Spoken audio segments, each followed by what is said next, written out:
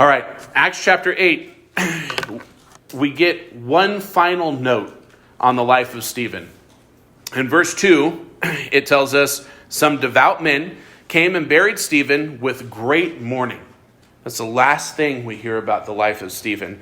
And remember from chapter 7 that Stephen was stoned as a criminal simply for defending Jesus' rightful claim of being Messiah and King of Israel, and really King of the entire world.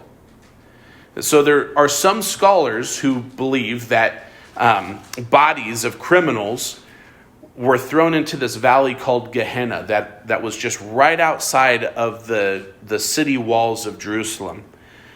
And Gehenna was this place where essentially garbage would just be burned, and it's this fire that kept going because it was constantly having new trash added to it, thrown outside of the city walls.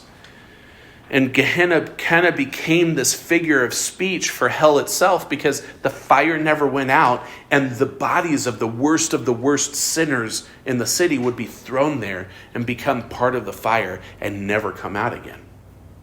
Jesus himself calls Gehenna hell in Matthew chapter 23, Mark chapter 9, and Luke chapter 12. So that's for you note takers.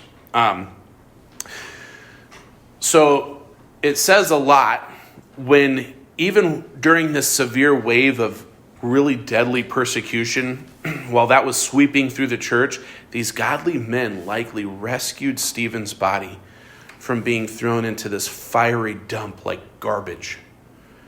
Clearly, the loss of Stephen was real for the Christian community. At great risk to their own safety, they made sure to honor his body. Remember how Stephen died? How eager he was to be received into the rest of his King, Jesus?